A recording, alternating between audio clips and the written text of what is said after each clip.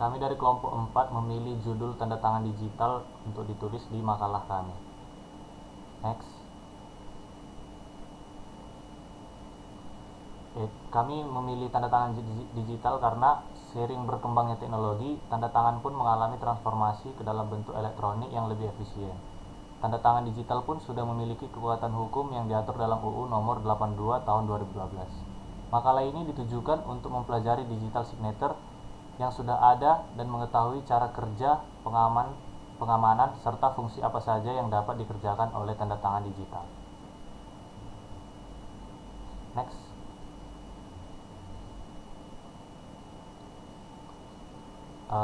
Secara garis besar, tanda tangan digital atau digital signature adalah sebuah skema matematis yang memiliki keunikan dalam mengidentifikasi seorang atau subjek hukum di dunia digital. Tanda tangan digital berfungsi sebagai penanda pada data yang memastikan bahwa data tersebut adalah data yang sebenarnya, tidak ada yang berubah. Dengan begitu, digital signature dapat memenuhi setidaknya dua syarat keamanan jaringan, yaitu authenticity dan non-repudiation. Tanda tangan digital merupakan mekanisme kriptografi yang digunakan untuk memverifikasi keaslian dan kebenaran dari data digital. Dapat dikatakan bahwa ini adalah versi digital dari tanda tangan biasa yang ditulis tangan, tetapi dengan kerumitan dan keamanan yang tingkat tinggi. Tanda tangan digital bukanlah tulisan tanda tangan yang didigitisasi atau di-scan. Next. Karakteristik tanda tangan digital, yaitu satu, authentication. Maksudnya adalah sebagai jaminan keaslian suatu dokumen atau pesan, bahwa dokumen atau pesan tidak diubah atau diganti selama dalam pengiriman.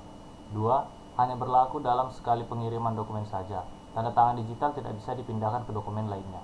3. Keaslian tanda tangan digital dapat diverifikasi oleh si penerima dokumen atau pesan walaupun ia belum pernah bertemu langsung dengan si pengirim dokumen atau pesan. Next. Cara menandatangani pesan terdapat dua cara, yaitu satu, enkripsi pesan, yang kedua dengan menggunakan fungsi hash dan kriptografi kunci publik.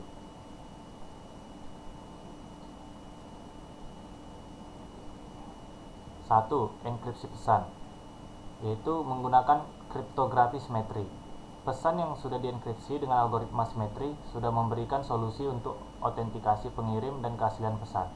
Karena kunci simetri hanya diketahui oleh pengirim dan penerima, tetapi cara ini tidak menyediakan mekanisme untuk anti penyangkalan. Agar dapat mengatasi masalah penyangkalan, maka diperlukan pihak ketiga yang dipercaya oleh pengirim atau penerima. Pihak ketiga ini disebut penengah atau arbitrase. Misalkan BB atau Big Brothers adalah otoritas arbitrase yang dipercaya oleh Alice dan Bob. BB memberikan kunci rahasia KA kepada Alice dan kunci rahasia KB kepada Bob. Hanya Alice dan BB yang mengetahui KA, begitu juga hanya Bob dan BB yang mengetahui KB.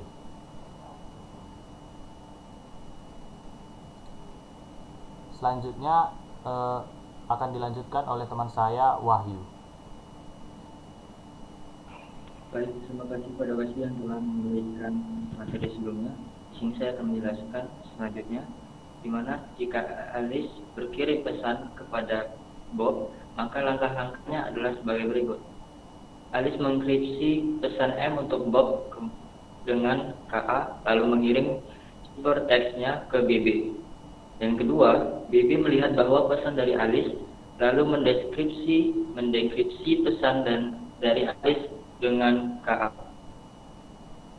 Yang ketiga, BB membuat pernyataan S bahwa ia menerima pesan dari Alice, lalu menambahkan pernyataan tersebut pada plaintext dari Alice. Yang keempat, BB mengenkripsi bundle pesan M tambah S dengan KB, lalu mengirimkannya kepada Bob. Yang kelima, Bob mendeskripsi bundle pesan dengan KB, lalu dapat membaca pesan dari Alice M dan pernyataan S dari BB bahwa Alice yang mengirim pesan tersebut. Ini adalah rumus dari penyampaian langkah-langkah yang ada di atas tersebut. Oke, next. Kemudian di sini yang kedua adalah menggunakan kriptografi simetri, di mana dari enkripsi biasa yaitu hanya untuk sekresi pesan dienkripsi dengan kunci publik penerima. Kemudian pesan didekripsi dengan kunci private penerima. Cara ini tidak memberikan sarana autentikasi karena kunci publik diketahui oleh banyak orang. Kemudian enkripsi sebagai tanda tangan. Yang pertama itu adalah pesan dienkripsi dengan kunci private pengirim, dan selanjutnya pesan didekripsi dengan kunci publik pengirim. Dengan cara ini, maka kerahasiaan pesan dan autentikasi keduanya dicapai sekaligus. Ide ini ditemukan oleh DP dan Hellman. Next.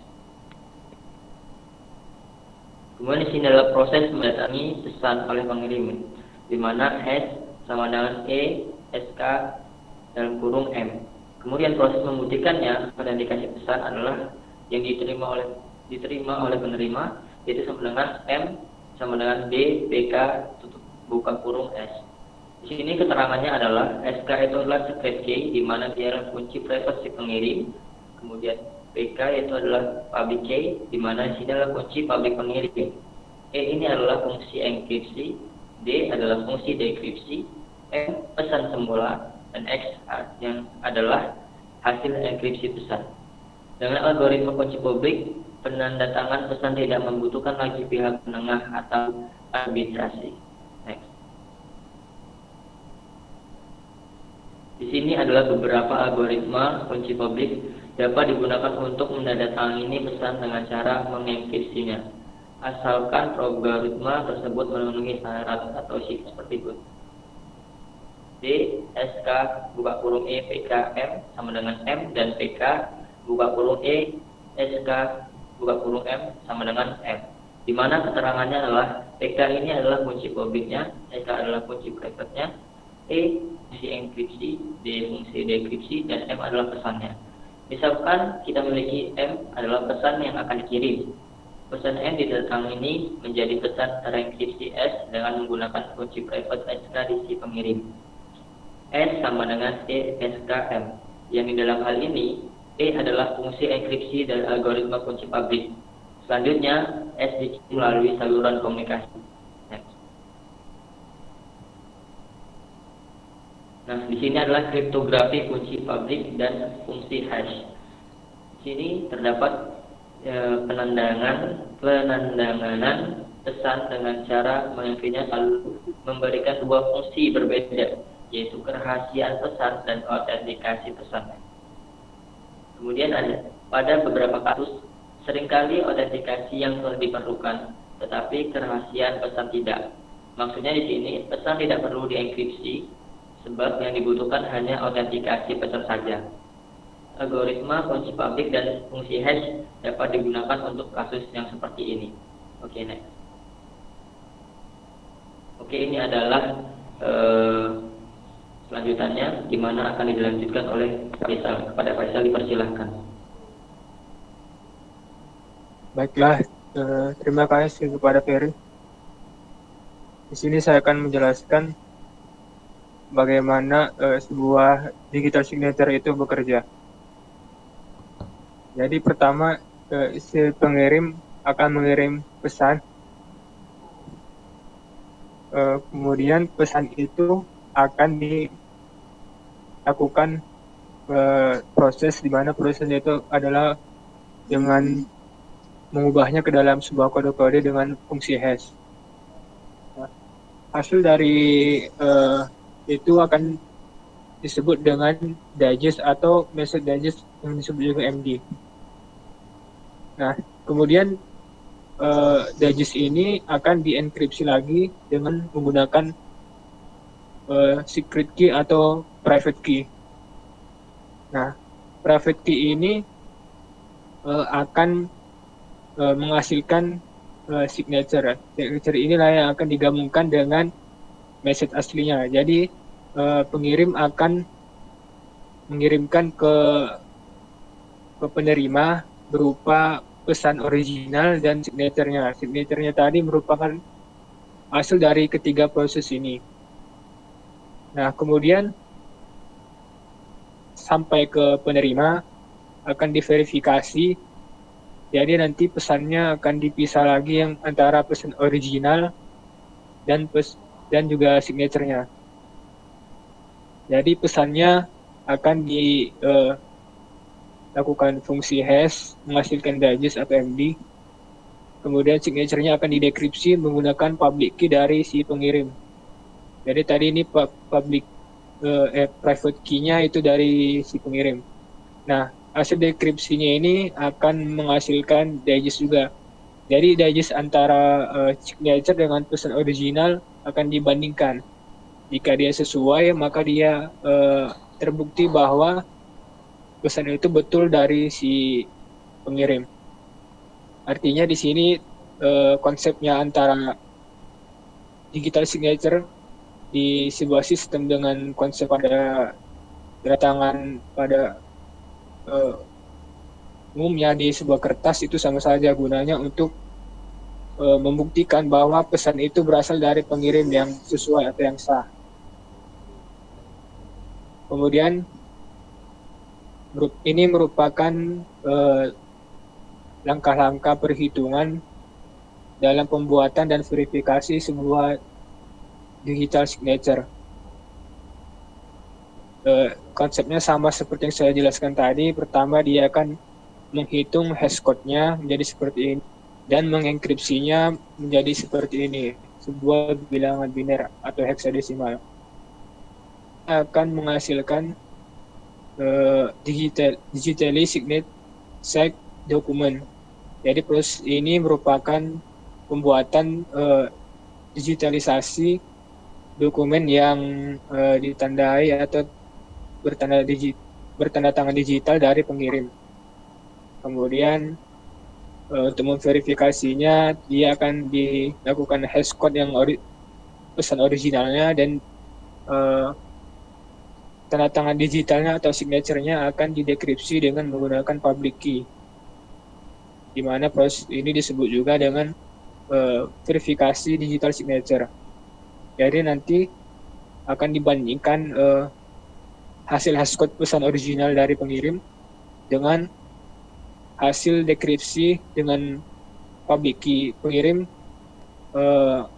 dari dekripsi signature-nya. Jadi dibandingkan, nanti kalau dia sesuai, maka dia akan terverifikasi bahwa pesan itu berasal dari pengirim yang sah. Nah, jadi dalam keautentikan ini dijelaskan bahwa jika pesan M dikirim berubah, maka digest-nya atau message digest-nya yang dihasilkan dari fungsi hash akan berbeda dengan digest yang semula. Berarti pesannya itu bukan dari pengirim yang sah atau tidak asli lagi. Artinya di situ sudah ada terjadi kesalahan pengirim atau terjadinya kebocoran data. Kemudian jika pesan M tidak berasal dari orang sebenarnya, maka digest-nya itu akan berbeda dengan digest yang dihasilkan pada proses verifikasi. Hal ini terjadi karena kunci publik yang digunakan oleh penerima tidak berkoresponden atau tidak sesuai dengan kunci private pengirim. Bila digest atau message digest antara pesan original dengan signature-nya itu sama, maka pesan yang diterima adalah asli. Artinya di sini pengirim, artinya pesan yang tersampai ke penerima berasal dari pengirim yang sesuai, atau user authentication-nya itu sesuai. Jadi dalam algoritma signature terdapat dua algoritma yang sering digunakan, yaitu RSA dan ELGAMA. Pada algoritma RSA, enkripsi dan dekripsinya identik, sehingga proses signature dan verifikasi juga identik.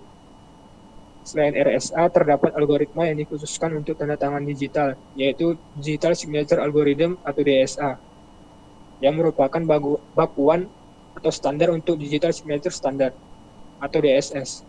Pada DSA, algoritma signature dan verifikasi berbeda. Berikut merupakan langkah-langkah dalam pemberian tanda tangan pada sebuah pesan. Jadi pertama, seperti yang telah dijelaskan tadi, pesan pengirim akan dihitung. Misalnya pesan M, ia akan dirubah ke dalam kode-kode dengan fungsi hash. Fungsi hash ini akan kita sebut dengan H.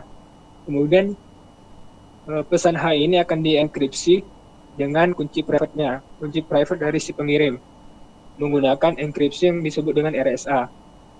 Nah, jadi proses ini dirumuskan dalam rumus berikut, yaitu S sama dengan H pangkat SK modulus N. Nah, artinya dalam rumus ini SK adalah kunci privat pengirim dan N adalah modulus, di mana N sama dengan PQ, P dan Q adalah dua buah bilangan prima. Kenapa dua buah bilangan prima? Karena bilangan prima ini sangat sulit untuk dilakukan brute force atau sebuah algoritma untuk memaksa menebak dalam kode-kode yang berjumlah besar. Kemudian proses selanjutnya itu pengirim akan mentransmisikan M plus S ke penerima. Artinya di sini pesan dan M ini merupakan pesan yang diberi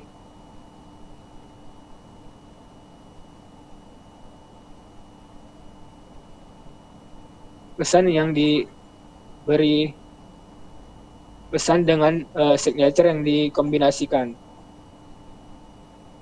ke penerima. Nah, setelah itu langkah-langkah dalam verifikasi tanda tangan, di mana penerima itu akan menghitung nilai hash-nya dari pesan M atau pesan originalnya. Jadi di sini misalkan pesannya itu diberi nama M, jadi hasil algoritma hash-nya itu disebut dengan hash disebut dengan H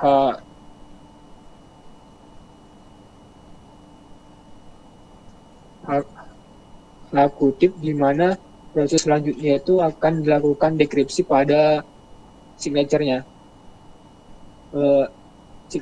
Signature-nya tersebut akan didekripsi menggunakan algoritma RSA, di mana dirumuskan dengan rumus H sama dengan S pangkat PK modulus N, di mana PK merupakan kunci private-nya si pengirim dan N adalah modulus dari N sama dengan P kali Q, di mana P dan Q adalah dua bilangan prima.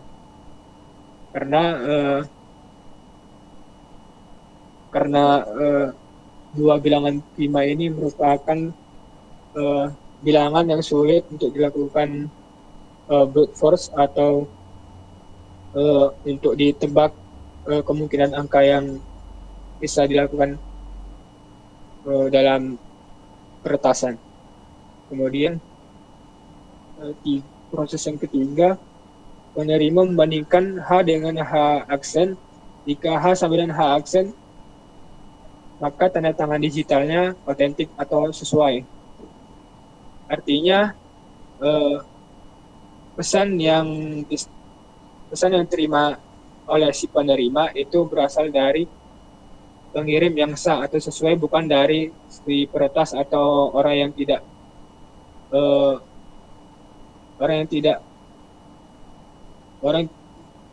berasal dari pengirim yang sah. Jadi kalau dia bukan berasal dari pengirim yang tidak sah, dia berarti seharusnya pesannya dianggap tidak asli lagi. Ya, jadi itulah penjelasan dari materi kami, yaitu tanda tangan digital.